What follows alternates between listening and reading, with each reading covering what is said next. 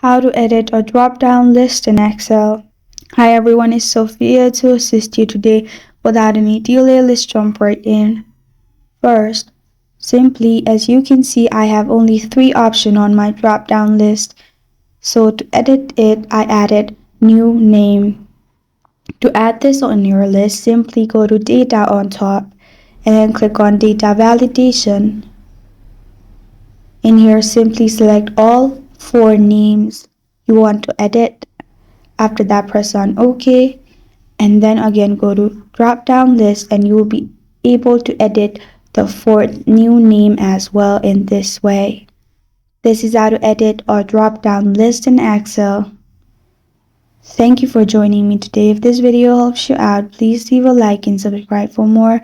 Got a question or want to suggest a topic? Comment below. I am Sophie signing off. Until next time.